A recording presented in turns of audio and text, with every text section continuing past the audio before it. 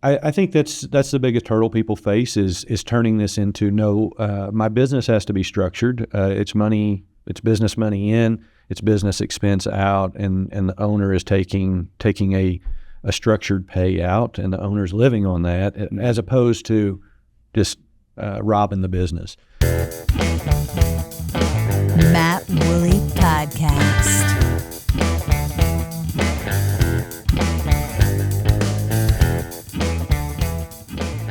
So welcome to another edition of the Matt Woolley Podcast.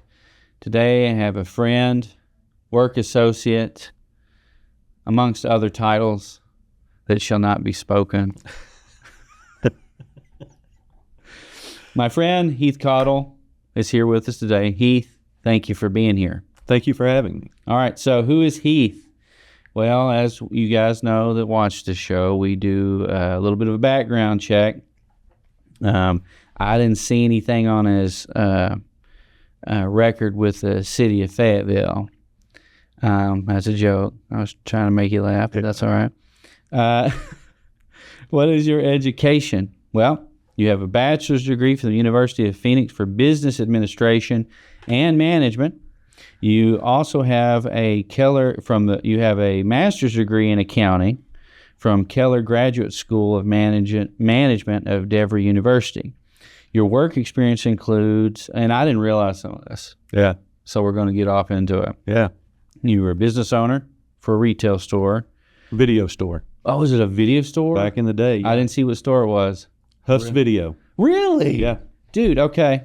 More to come. Make a note of that. Project manager at Simplex, is it Grinnell? Grinnell, Simplex Grinnell, Yeah. Okay. Telecom for a large public school system. What school system was that? Fayetteville. Oh, okay, Faytown. You were accountant at Downing and Associates. You were a production accountant at Simmons Foods. You were a partner in the Thorne Group in Springdale. You were the owner of the Tax Break in Farmington, Arkansas. And now you, as I know you are the managing member of Avid Financial Services, as well as the mayor of West Fork. Mayor of West Fork. That's it. That's awesome. Yeah. So perhaps we should start at the beginning. Okay. Where are you from, Heith? West Fork, Arkansas. So born and raised? Born and raised. Here all your life? Finished high school at Prairie Grove. So you decided to become a real tagger? No, I didn't say that. So no, I didn't know that. Yeah, Interstate 49 came through. They started buying the easement for that when I was in the 9th grade. And so the highway actually went right through our house. So 10th grade through 12th. Did they pay good for that? I was a ninth grader. Have no idea. Okay. Yeah. Okay. I know we moved to Prairie Grove and finished high school there. Awesome. Yeah. So what was so were you kind of, which it's hard to call West Fork like, city boy kind of thing? Yeah, no, we were outside. You're in the country? Yeah. Born and raised country boy? Yeah. What kind of country boy? Hunting and fishing and that kind of thing? All of the above, yes. Awesome. Okay. So what was young Heath's life like? Man, I don't know. What'd your folks do? Dad was kind of an entrepreneur. He bounced around from this, that, and the other. Part-time cowboy, part-time real estate, just odd and end jobs. Really? Yeah. Mom did some nursing. We were the poor kids, Mm-hmm. We didn't come from any wealth. Yeah, no. Spent a lot of time with the grandparents. I had a really good set of grandparents. That's awesome. Yeah. Okay. So grow up in West Fork, which you're already at a disadvantage. I'm just messing with you. I need to be careful. I'm from Southern Arkansas, L.A., Lower Arkansas. Yeah, Lower Arkansas. And so I totally get it, kind of that little hybrid, of wooded community meets a little bit of city. Yeah. Was that transition from Prairie Grove? Was it? No, it was pretty much the same. Both small schools, pretty tight knit communities. Mm-hmm. I would say that's one thing that about Prairie Grove. When I was there I graduated in '94. But we moved over there, and I was like, man, this is kind of a cool community. Everybody knows everybody. But Prairie Grove is, even with its growth, I still feel there's a lot of that in Prairie Grove, where West Fork hasn't seen the growth, but we're tight, but we're not as tight like I feel like Prairie Grove has stayed. I don't know what that is, not to get off into that one and not making assumptions, but I've seen, I don't know if it's, and there's no slander to this. Yeah. I don't know if it's because it's so closely connected to Fayetteville. So I make fun of Farmington. I know a lot of people from Farmington. Farmington people do not take this as a slander, but I always say Farmington is the wannabe Fayetteville. Yeah, I mean, they're kind of West Fayetteville. Yeah. Well, they're right on that edge, and I think being connected to, because Fayetteville is a different type of community. Absolutely. And I think that I honestly view both cities, both West Fork and Farmington, they're completely different, but the vibe is like, Fayetteville is more like got a city vibe. It's still a cool city, but it's got a city vibe. And then like when you get into Farmington, Farmington's got like kind of like half country, half city, you know? And it's kind of the same thing with West Fork, half country, half city. Yeah. But when you start getting into places like Prairie Grove and Lincoln, it goes into that Mayberry vibe. Yeah. You know, Lincoln not so much, but they're on their own little track. And so that's what we fell in love with, was that Prairie Grove was, you know, we've been there. Shoot, see, I came here in 2002. I want to say 2008, 2007 is when we were there. I gradually went back. I went from Fayetteville, then I went to Farmington, and then I went to Prairie Grove as far as like where we lived. But I think since 2008, we've been there since 2008. But it right away is that hometown vibe. Yeah. And it is that whole close-knit thing. It's kind of just like anywhere else. When you're a transplant, you know, like you figure out the 5 families that own the town kind of thing. And, I knew her in high school. Everybody's got the dig. Yeah. But it's still a lovely place. And I like that you said that too, because it does still have that hometown vibe. It's still got that, like, even, I mean, and it's growing like crazy. It is. It's insanity how quickly it's growing. I think it's last time I heard, is one of the faster growing areas in Northwest Arkansas. And I think it's because of that. Yeah. It's kind of off the beaten path. It's still not so far away from everything, but it's still off the beaten path with the community vibe. Anyways, I digress. This is about you. This isn't about Prairie Grove, but that was a good combo. Moving forward. Yes. All right. So, quite the history here. So in high school, you graduate Prairie Grove. What was your ambition where was your head? Not where it needed to be. I do believe that is the best answer I've ever heard from anyone. Yeah. So wasn't a great student in high school. I went to school to play sports, and my parents supported that. So, yeah, I graduated with C's and B's. Mm-hmm. Always going to go to college. My uncle was an accountant. I was going to be an accountant. Mm-hmm. I started school young. Mm-hmm. My birthday fell on the cutoff day. So literally kids born on October 2nd were a grade younger than me. Right? I'm October 1st. So I graduated. I'm 17 years old, like 17 and a half. Went straight into NWAC that summer. Enrolled in NWAC in accounting. And so you'll like this, Matt. I got into accounting and I was like, man, this debit and credit stuff, I'm never going to get this. This is too much. So I had a certain time during the day that everybody expected me to be in class. So what I would do that summer is I would come to Rogers, and at that time, NWAC wasn't centrally located. So I had one class in Rogers and then one on the other side of Bentonville. And at churches, that's where they had classes. So I'd come up here and I'd go to Pea Ridge and I'd drive to Battlefield Park. And then I'd go back to my day job, which at that time I had the video store. And so I'd come up here, kill some time, and thinking, what am I going to do? How am I going to get through this? At some point I got to tell my parents, but I wasn't ready to tell them yet that college wasn't my deal. So, but you own the video store? Yeah. At 17? Yeah, crazy story. So Graduated from Prairie Well, Grove. that's crazy. So wait, so you're telling me you own a video store, okay? And then, but you were going to college. You're hiding the fact that you were going to college while you owned a video store. You came up, it burned time essentially, just pissed away time, pretending you were going to college. 100%. Okay, so let's hear about the video store.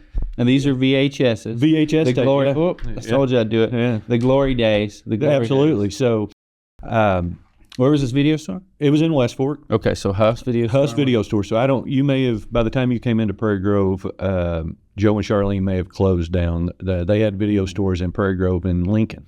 I've heard about them. They Okay. were no longer. Yeah. So I'm graduating high school and I go in. I've been renting movies from this guy for 3 or 4 years, and I didn't know enough to know that it was stupid to go ask him, right? And so I go in. I said, "Hey Joe, I've got this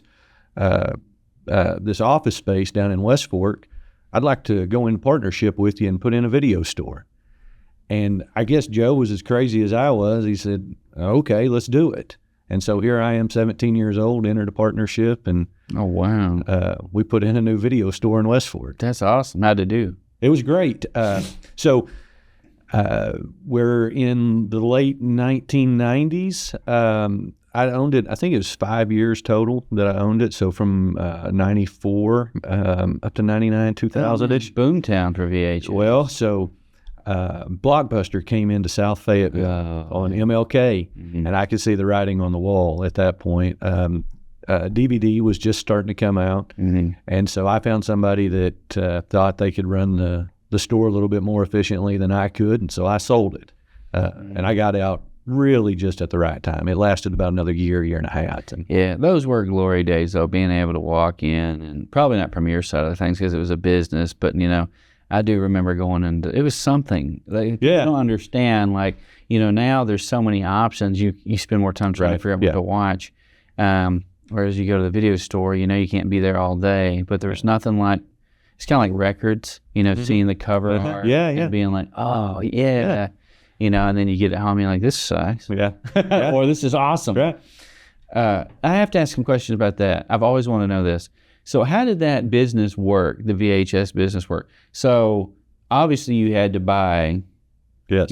so were the VHSs expensive? Yes. Or they certainly seem to be. So your B-type movies, you're going to pay $60 to $65 a pop for. Yeah.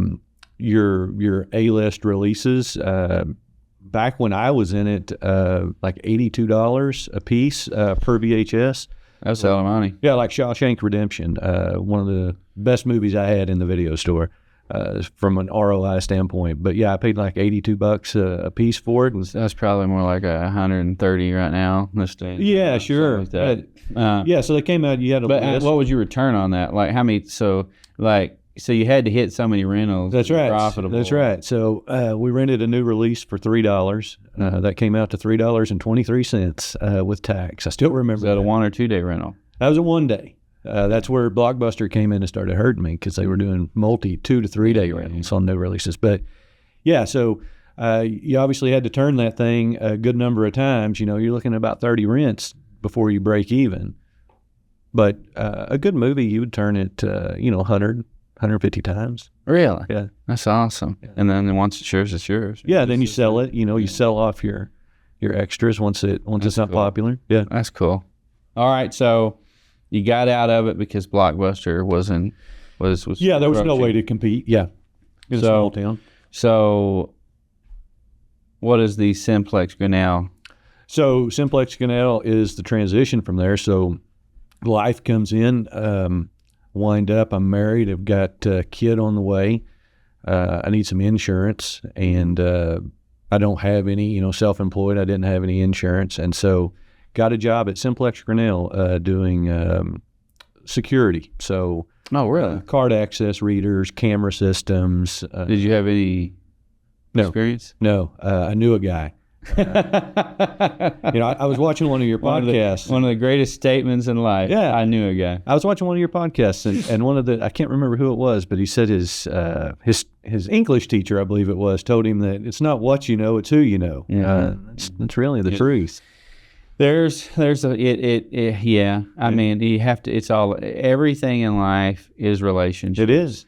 And that's the biggest struggle in business. Like you can have all of the great marketing and all of the sales tools, and you can have the silver tongue, but if you don't have a relationship and you don't have a way to prove yourself trustworthy, it's hard. That's right. It's just really hard. Yeah. You got the proof's in the pudding, but it's just getting to that pudding. Mm-hmm.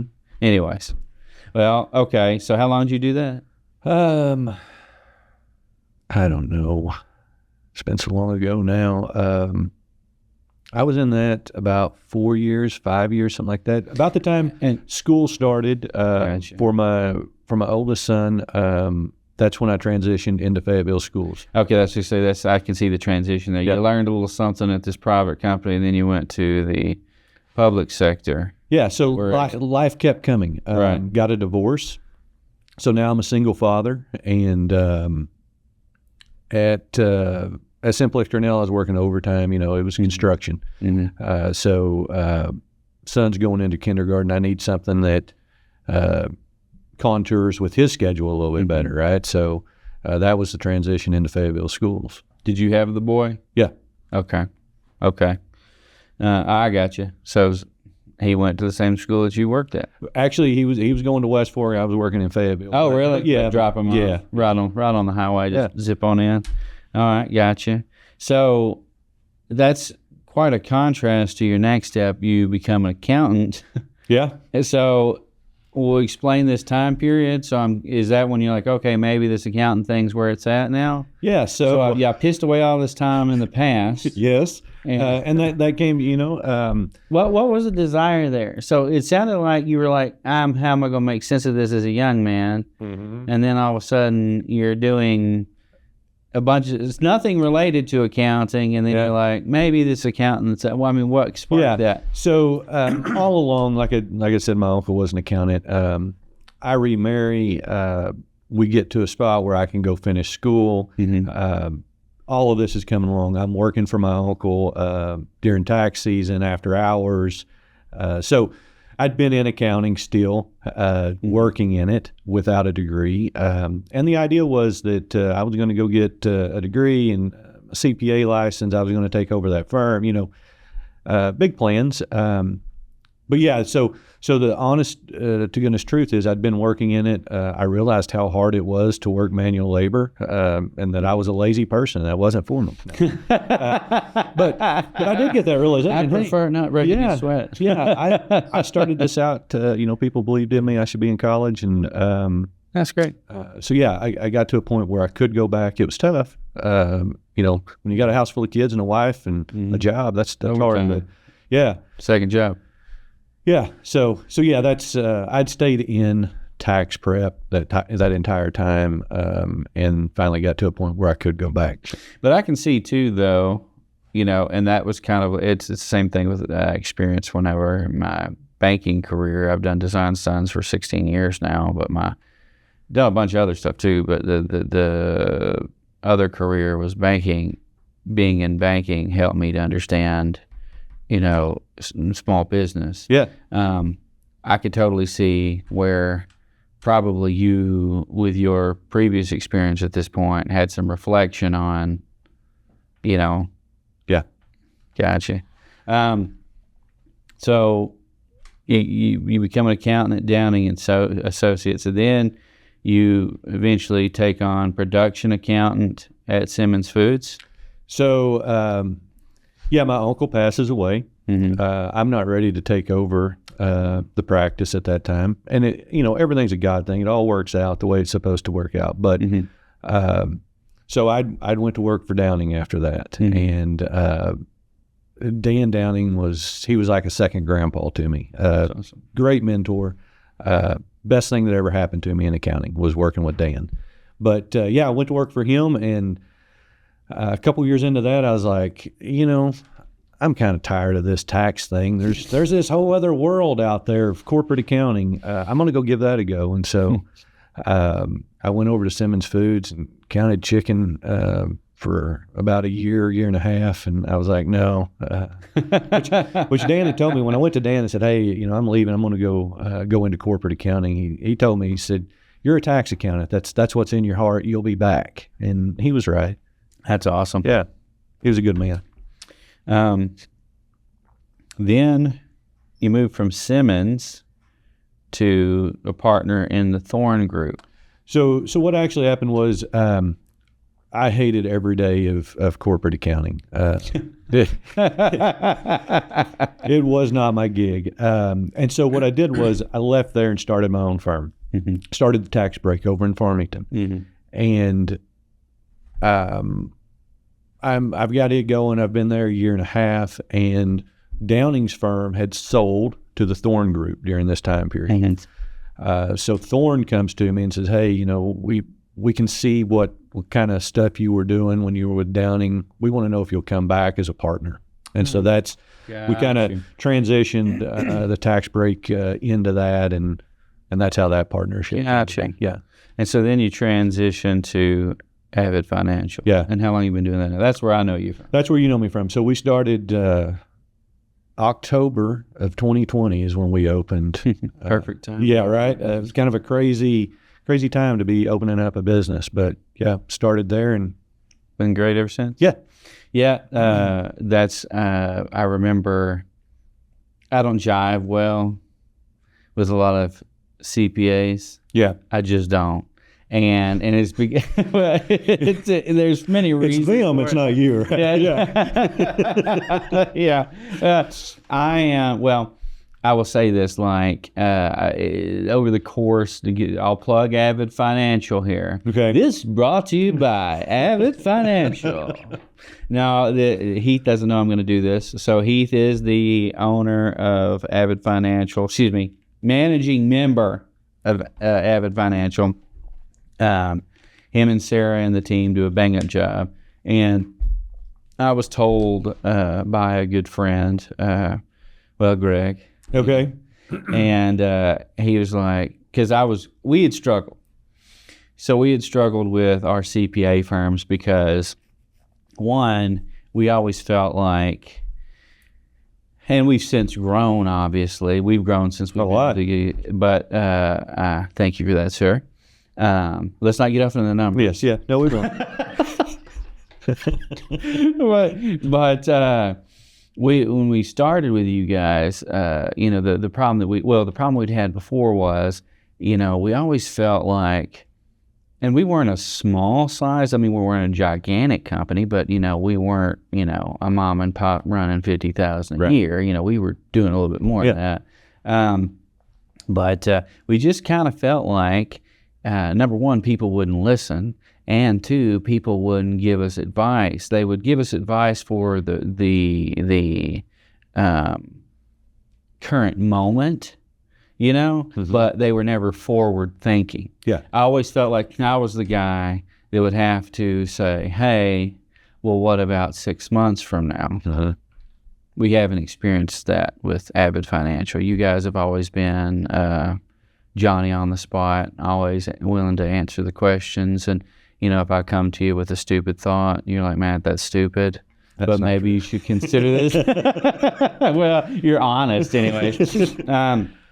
But it's been a real pleasure working with you guys. It really has. Yeah, I appreciate that. And I know you guys, from what I understand in conversations we've had, it shows because you guys have had great growth.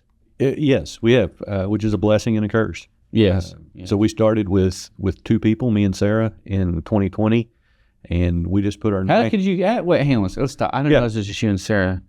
We'll hear about the glory of Avid in 2 seconds. How did you convince Sarah to go into business with you? That's a really good question. So Sarah. Yeah, I'm just picking on you, but Sarah's wonderful. She is. She's an office manager, and she is indispensable. Yeah. She's so loyal. I hired her at the Thorn Group. Mm-hmm. Okay, so y'all have a history. Yes, absolutely. And so, I told her I was leaving, and she said, well, I want to come with you. And that scared me to death, right? She's a friend. She's a, co-worker, but a friend too, because we'd been working together for 4 years at that point. And So, I'm going out on my own thinking I can risk myself, but I can't do that to a friend, right? And so, it was a really scary But she took the leap anyhow. She did, yeah. Speaks to her character. It does. She's always a ray of sunshine. You guys are great to work with, but I'm sorry, she beats you on the sunshine. She does, absolutely. Absolutely. Yeah. So moving forward, you guys have had, I interrupted you, I'm sorry, but you guys started out, but you guys have had. We've had great growth, great success. We just put our 9th employee on yesterday. So started at 2 and we're up to 9 and growing. That's great. Yeah. Well, we've recommended several people to Avid, and I'm still waiting on my royalty check to come in. But but and not royalty referral. Just kidding. But everybody that we recommended has been nothing but like, oh man. So you guys got something good cooking. We try. We care. Yeah, I think that's the difference, right? It is. It really is. Again, that's what we see is the fact that you guys, and again, Heith is not paying me to say these things. It's truth. You guys do a really great job, and that needs to be noted. Because in y'all's world, if you don't work together as a partner with people, it's going to cost people long-term problems. It's going to, you lose benefits that could be received that are just naturally there for people. It's hard being a small to medium-sized business. It really is, because you have to play in certain areas that, you can't afford like a 20-member team that are constantly cycling all your stuff. Everybody's wearing multiple hats. And having a partner that you can call on and say, hey, I got this, or what do you think about this, or how's this going to affect this, how's it going to affect this, it makes such a big difference. And so, and it gives confidence to business owners as well. So you guys do a great job with that. So I'll quit patting you on the back. Good. Let's talk about you being mayor. So you've been mayor of West Fork for 8.5 years. Yeah. So, okay, I'm assuming if it was 8.5 years, so this is around that Thorn Group tax break thing. Yeah. Why did you decide that you were going to run for mayor? And how have you held on to the position for so long? Yeah. Well, so I tell everybody I stood up when I should have just shut up. But West Fork was going through some issues. I didn't like how they were handling things. I felt like they were being dishonest. Me and the past mayor kind of got into a little bit of an argument at a meeting, and anyway, he wound up quitting. Really? Yeah, midterm. He decides he's out. And so I thought at the time, I've got some experience working with organizations. I can step in and I can get West Fork on the right path. I can bring a sense of not us against them, but that we're all one team here in West Fork. I can bring that back to West Fork, because there was some division between citizens, council, and mayor, and even between council and mayor, there was a big division. To be in. I mean, it is, and it was just it was ignorance on my part to think that I could do it. But so I come home and I tell my wife I'm running for mayor, and I'd been to a meeting and kind of got into it with them, and she's like, "No, you're not. That's ridiculous. You're not doing it." I'm like, "Babe, I said it in public. I don't have a choice." Well, so in this argument, you said, "That's it." Yeah. I'll go ahead and take that spot. Take your job. Yeah. So fast forward, we get to they set up a special election and all of this, and by that point, I've kind of cooled off, and I'm like, "Oh, this is not good. I don't have time for this. I don't know what I'm doing." So me and my wife both vote for another candidate, a good man that was running for mayor, ex chief of police, and so we've decided, I've made a mistake, but we're just going to vote for Mike and, wish him the best. Well, I'll end up winning the silly thing. So I served. So you didn't vote for yourself? No, and to this day, my wife still hasn't voted for me. Yeah. But yeah, so I served out 2 years, the rest of the previous mayor's term, and then Obviously, you've done something right. You've been there for 8.5 years. Yeah, I don't know. I mean, I don't know. I hope so. Right. You don't like to brag on yourself, but you do a good job. It's one of those things. I'm a terrible politician. I'm honest. I like to think You're a straight shooter. I am, and I don't want to come and tell you what I've done or how great a job I've done. Right. Mm-hmm. To me, if you care, you're going to look into it and see if I'm doing a good job. Mm-hmm. So when we go to city functions, people are like, Heith, you want to say something? And I'm like, no, I'm just here like everybody else in town. It just so happens, I'm the mayor. To me, that's no different than. And that's, you know what I mean? That's very honorable, because I believe that's how the founding fathers set it up to be. To a certain extent, is truly a man of the people. Not somebody he just loves the podium, right, and the limelight. Yeah. Well, are there any things that you're proud that the city has done in this time? Yeah, so I came in and I come from a business background, so to me everything is planned out. You plan for not this year, but 5 years, and I think the city was missing some of that. I'm not a micromanager, so I came in and told the department heads, hey, my job is to make sure you have the resources to do your job, right? Mm-hmm. To grow your departments. So we sat down and developed a plan of, hey, this is my vision for the city. Let's get your vision aligned with mine and see what we need to do to make this go forward. So I empowered the department heads. I brought transparency back. So all of our meetings are on YouTube. I take questions. I do an Ask the Mayor once a month. So I sat down on Facebook. I get questions. I go answer them. Well, that's awesome. It's just one of those things. It's not, the city is not some scary monster hiding on the hill. The city is the people of West Fork, right? Right. And so I just kind of took that perspective, and I sat down with a list of 5 things that I intended to accomplish. Part of that was to bring back some transparency and trust within the people of West Fork, to empower those people that are working for the city, to get out of their way and let them do great things, and they have. Mm-hmm. So yeah, it's our park system. I say that's what brings more people into West Fork than anything else. Mm-hmm. Is our park system, and so we have a great park system, great parks director. Yeah, pretty areas. Yeah, it is. It's beautiful down there. I always say it's the most beautiful part of Northwest Arkansas, right? Mm-hmm. I love Prairie Grove. I love Mayor Falk, good guy. Mm-hmm. But Prairie Grove's ugly. It's flat. There's nothing there. Hey, you can kiss my grits. Yeah, I know. But you come into West Fork, we got this river and mountains and bluffs, and we have rolling hills, pal. Rolling hills, yeah. So we've just tried to celebrate what we have, and we tried to build upon it. A lot of what I've been doing is preparing for the future. So codes hadn't been updated since the 50s in some cases. Oh, wow.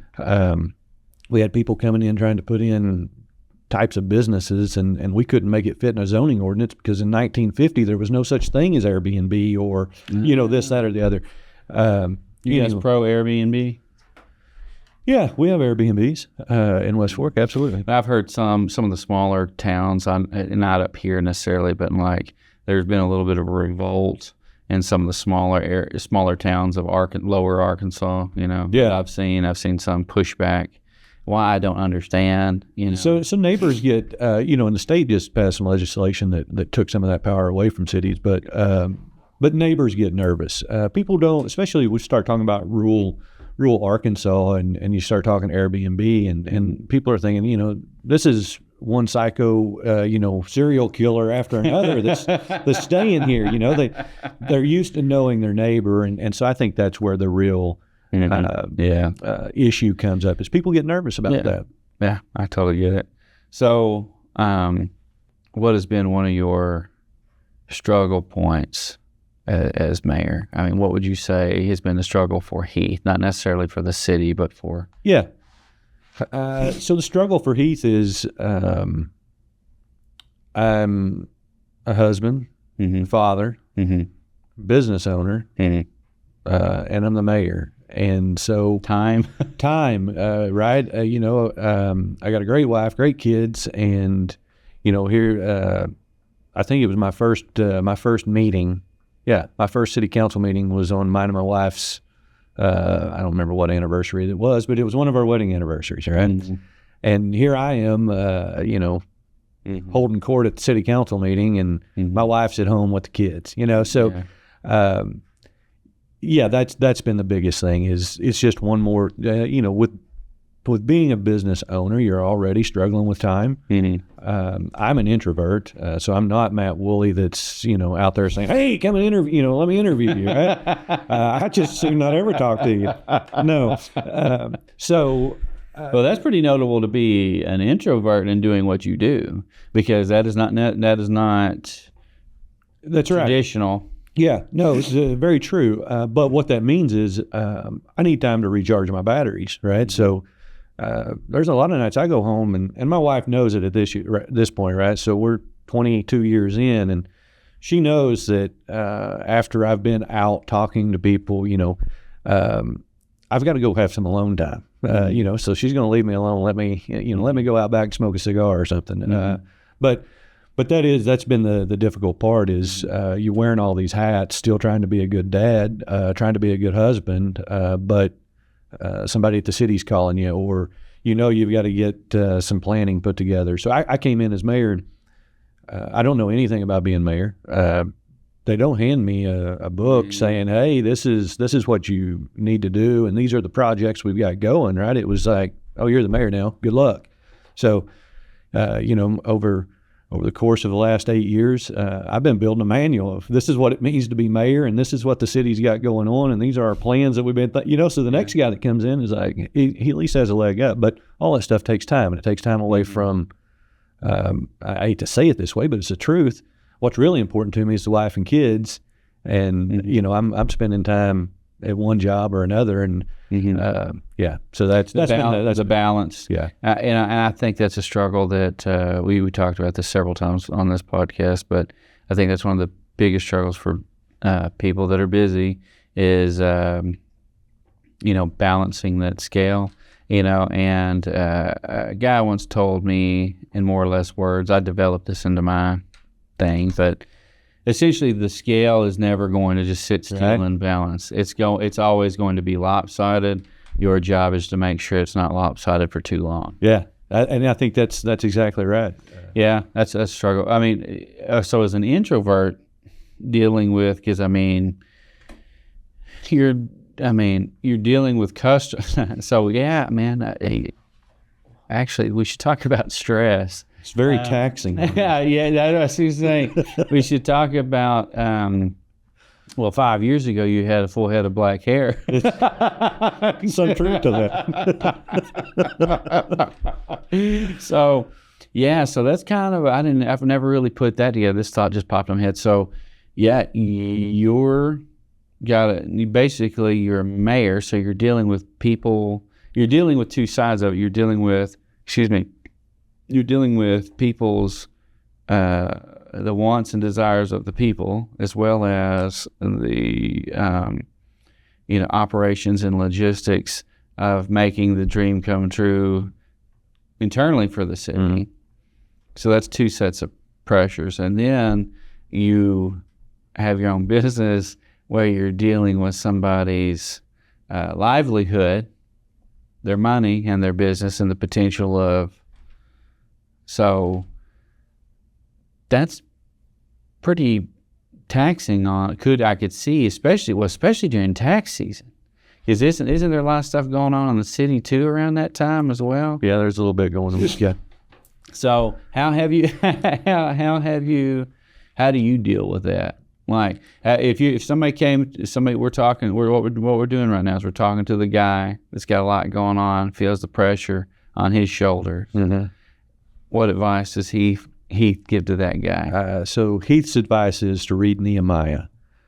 So I think it's the greatest leadership book ever written, mm-hmm. right? Most pastors use it to teach about rebuilding of the church, but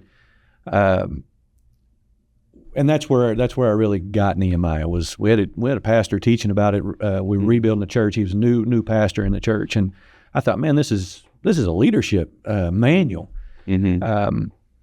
But that's where I go. So, in order to lead, whether it's your family or the business, you've got to love people, and I think you've got to love God, right? You've got to have a higher calling. So, that is my solace. Is I've probably read that book 100 times. It's only 13 or 14 chapters, but just watching Nehemiah, he was a guy under a lot of pressure, had a lot of stuff going on. People threatening his life. He's trying to get the wall built, trying to manage all these people, and he does it. And he points out, the things, the stumbling blocks that are going to be in your way. So to me, I go read Nehemiah and it just kind of calms me, and it's like, somebody's done it. How long have you been a Christian? A long time. Yeah. I would say I'm a much stronger Christian since I met my wife. She was make a big difference. Yeah, she's a good woman, and she's done good things to me. But yeah, that's awesome. So what you're getting at is you find the strength in God to carry on. Absolutely, 100%. Yeah, that's awesome. Praise God for that. Absolutely. Yeah, you read Nehemiah, and when he first asks and gets a report on how the state of the city and his people, and I think this is just I think it's amazing. But he starts to cry. He fasts. He prays, not only for himself, but for the people. He even confesses his sins and their sins. So I think you got to love people if you're going to lead people, and if you're going to do that, you've got to find time for yourself to go, go find some peace with God. Praise God. Yeah. How does Heith disconnect? I disconnect with a book and a cigar. Sometimes a glass of scotch. Yeah. A little bit of scotch. Never heard of you. What kind of scotch? Balvenie is what I'm on right now. Oh, nice, Balvenie. Yeah. I like Balvenie. My go-to is an Oban 14. Okay. Oban, they do make an Oban 18 that is quite delectable. And obviously there's the staples of Glenfiddich. And yes, yeah. But yeah, Scott, it's an old world thing. A lot of people still don't understand. I wish more young men understood the value of just a little bit of scotch. Yeah. With a nice deep cigar and, and some time with your thoughts. That's right. That's it. Well, I've said this before, there's a musician by the name of Ben Del Shreve. He's played around these areas for years. And on his first album, there's a song, and he has a lyric about cigars is, I like to smoke cigars. There ain't a break from those. If you smoke one, you're not working at all. And he's right. That's right. It is. And then that's what it is. There's if you're a busybody, it's a great way to sit and be contemplative and still have something to do. Yes. And that's enjoy right. an experience. Yeah. And it's also great camaraderie. It's just an old world thing that I don't know if it's slipping per se, but, smoking has become such a, negative association. Yeah. But what people don't realize is the true statistics on an actual full, well done, completely good tobacco, no filler cigar, as opposed to, a Marlboro Red. Yeah. A little bit of difference there. Yeah. Just a smidge. Yeah. Well, that's great. Okay, so let's switch back over to, the CPA's mind here. Okay. So let's start with that real quick. So I'm not a CPA. Oh, you're not a CPA. Excuse me. Yeah. I did not know that. You're not a CPA? No. Oh, I didn't know that. Well, dang, you might as well be a genius. You get great. I'm an enrolled agent. Okay. The major difference there is I'm licensed through the Treasury, not the State Accountancy Board. So different tests, different licensing agency. I have some privileges that CPAs don't, and they have some privileges that I don't. So there is a little bit of difference, but mostly a license. Makes me feel like an idiot on my podcast because I've been calling you a CPA for years. So the CPA, It says a loosely used term. it's loosely used, and they're what are they called? Their lobbyists have done a great job of spreading the word of CPA. Yeah, So CPAs are great. When we're doing tax, we're talking pretty much the same. Well, I don't care what freaking title you got. I have had official CPAs before, and none of them have touched the work of Avid Financial. So kudos to you. All right, well, let's get into the mind of the entrepreneur. So what are some of the struggles that you see regularly? Because you have all sorts. You have all sorts of. I know your clientele, and there's some that are just really, really, really small, and then there are some that's kind of in the middle, and then there's some larger ones. So that being said, what are some of the commonalities, the struggles that you see with people? Like if you could see the pitfalls that you're running into regularly, like I wish you guys would have, or this is what you should have done, kind of thing. What advice can you give in those areas? So I think. First and foremost, I think the biggest struggle that people run into is, as a person, they grew up without any kind of personal finance knowledge. And so now they've decided that they're going to start a business. And we're still lacking financial knowledge. We're still lacking financial structure. And so I think the biggest pitfall for small business in particular is somebody goes into it and it turns into, if the company if it's doing well, it's a piggy bank, but it's not one that we're keeping money in. It's one we're pulling money out of, right? And so I think that's the biggest hurdle people face is turning this into, no, my business has to be structured. It's business money in, it's business expense out, and the owner is taking a structured payout, and the owner's living on that, as opposed to just robbing the business. So I think that's the biggest struggle. And then, outside of that, we get into more, we'll call them more mature businesses, not necessarily in the business life cycle, but just a more mature owner or set of owners. And man, there's a lot of uncertainty in the economy right now. So whether you're manufacturing, whether you're advertising those manufactured goods, or whether you're doing the accounting for them, there's just a lot of uncertainty out there. A lot of changes in tax code, but also just a lot of changes in the markets in general. Buying preferences have changed. Pricing is, inflation came in, and so you start putting all that together, and even a mature, structured business owner struggles with that. You're kind of at Vegas, putting it all on red or black. Is this the direction the economy's going? And you're taking a bet against yourself. That's exactly right. And that's what makes us crazy, right? As a business owner, is to go out and take that risk. That we've got. I just wish people as a whole, as a society, really understood what that meant. Most do not.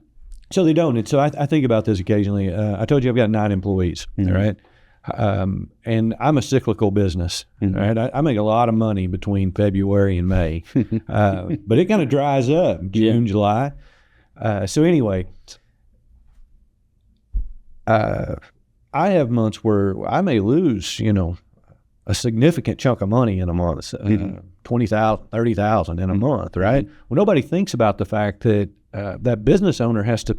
He has to know that's coming. He has to have that set back strategy. Because I got 9 families that are expecting a paycheck, right? Yeah. So, I think that's lost on a lot of people, that the struggles that a business owner does have to fight back and forth. You've got your own family you're trying to feed, but you've got these other people depending on you. That's right. Depending on you to make decisions, and those decisions are also bet against your own personal finances. Absolutely. And they don't realize what's at stake. So not only do you have the pressure to provide, but you also have the pressure of, if something goes haywire, you still get paid, but I take the hit. That's right. I'm the first guy taking a pay cut, right? Yeah. So same as you. So Yeah, I think that the economy is tough for us, all of us. But I think that structure is the key to the longevity of a business. Are you going to make it into the maturity of that business life cycle? And I think that comes down to, can you put some structure into what you're doing? Mm-hmm. Mm-hmm. Anything that right now, in your opinion, that we should be, conscious of, with the current state of our economy, things we need to, anything going on in tax law that we need to be aware of? Yeah, so there's some good changes in tax law as far as I'm concerned. We did get a tax bill, and I would say at this point, the attorneys have got together and they've came up with a law. Mm-hmm. And now the accountants have to get together and determine how we're going to interpret that and how we're going to apply it, as far as tax goes. So there's still some questions out there concerning some of the new bill. Mm-hmm. We've got a lot of good ideas of how things are going to come out, but from the business standpoint, we still get the qualified business income deduction. That was huge for us. That was something we were going to lose. So depreciation's coming back. That's a good thing for not only businesses but the economy as a whole. Amen. Yeah, right. But I think we've been bouncing back and forth. What's the interest rates going to do? Mm-hmm. And I think that's when we start looking at the economy as a whole, construction's a big part of that, mm-hmm. and the interest rate really has an influence on the construction industry. So. And not just the construction industry, but all of us as a whole. So I think if we start to see some movement in that interest rate, it may open some things up. Mm-hmm. But yeah, we'll see. Very cool. We got inflation we're fighting, obviously. I'm not an economist, but you see all these things. It's just one pressure after another, and it's tough. Well, you don't need an economist to see what's happening in your backyard. Yeah, and that's what I tell everybody all the time. Which we are kind of blessed too in Northwest. We have some insulation. We're in a bubble. Yeah. I've told people for years, and I learned this in banking. It's like when everybody else is, you saw the fallout of like 06, 08. That's whenever I was, I got out of it in 08. And I'm like, screw this. But for more than one reason, one just the economy, but it sure wasn't helping anything. But when everybody else's economy is doing this, Northwest Arkansas is just that's right. Yeah. And so we're blessed to have a little bit more stability. I tell everybody, if we see this economy tanking, everybody needs to be worried. That's very true. That's very true. Yeah. So all that to say, we're seeing some of the struggles just on our end. It doesn't take, and this is where I get mad when you watch media and they say, oh, well, we're just barely, or oh, the things are just, I'm like, no, man, nobody's buying it because everybody's seeing it. They're seeing it when they go to McDonald's. Yeah. They see it when they go to Lowe's. They see it, business owners see it from every direction. Right. Switching gears, I have to ask this question. This question popped in my mind. What is I never give anybody questions on here. It's very rare. What is the wackiest deduction that nobody knows about, Heath? What pops in your head? So the first thing that comes to mind is from the wackiest would probably be the Augusta rule. I knew you were going to say that. Yeah. So things have changed so much, though, Matt. So the wackiest one that nobody thinks about is really becoming an anomaly because we've got so I'm not a social media guy, mm-hmm. right? I dislike it completely, but I dislike it even more now. So probably not a week goes by that a client doesn't call me and say, hey, I saw on TikTok, or hey, I saw on Facebook or YouTube or whatever that you can do this. And I'm to the point now where like it's an annoyance. You know what I mean? So I literally had I won't name names, but I had a business owner call me. They have a good business, obviously a good business owner, right? Somebody that's got some business acumen. Yeah. And he calls and he's like, hey, I saw this video, and he sends it to me. And he's like, is this something we should be doing? And it's a chick drinking a beer she's kind of a slob. She's drinking a beer and she's giving tax advice. And I'm like, dude, you got more sense than, what are you doing? Did she say something accurate in there? Yeah, at one point she mentioned some truth, and then she's got, so. You're bloating it. Yeah, it's really, people on social media have taken it and tried to really run with this. And so everybody has heard of something. It may not apply to them, but there's things it's good to I think there's a good point in the fact that it can cause like thought processes to look outside of what we've been preached. Just because I think we can all agree without getting into it. We may have discovered some inaccuracies that we've been told throughout our lifetimes. Yes. And so there's that whole disinformation thing. But I do like the fact that it simulates thought. However, I will completely agree with you. And that's part of the reason why we started this podcast, is because I see these people up there influencing, these influencers, and they're doing some influencing. But what they're doing is spreading just a bunch of garbage. And then that's another thing too. And it's funny you brought up a chick drinking a beer. It's like now all of a sudden everybody's an expert. Oh, just because this thing got liked. Well, the reason why it got liked 100,000 times is because it popped on a light bulb, and people are like, oh, this could be me. And so then all of a sudden they know what they're doing. It's manipulation. Yes, it is. And just because it's some dude, just because it's not a celebrity, I call it the manipulation of an average person is what I refer to it, because it's just you don't know Becky. But Becky's got 3 videos that have 100,000 likes. So then all of a sudden Becky knows something. No, Becky's just telling you something you want to hear, just like, CNN or Fox News wants to do. It's no different. She's doing it for the likes. Absolutely. So, I can see that's definitely frustrating. And I was trying to think back to it. I said, have I done that to Heath? No, you haven't. I don't think I have. No. Speaking of which, I got a video I want to share with you. That's awesome. All right, so we have just a few more minutes. This has flown by, and it's been a great time. What gives Heath joy in life? Helping others. 100%.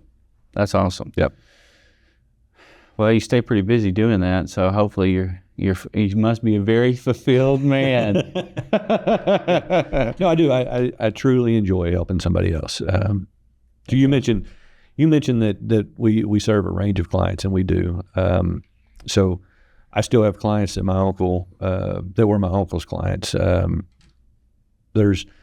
have clients that I'm still charging $55 to do a return. What? So, that's a price from a long time ago. That's honorable, though. And it's one of those things I'd do it for free if I didn't think it would upset her. You know what I mean? So, that's we have this discussion. Sarah, she gets after me, tells me I'm running a business. I can't help everybody. Right. But that's really where I want to be. That's great, though. But I will say this, especially as somebody, as you know, I'm a Christian as well. And this isn't pushing against Sarah. I know you're going to watch this. This isn't pushing against you, Sarah. And Sarah's a believer as well, right? Yeah. I thought so. So this isn't pushing against you, Sarah.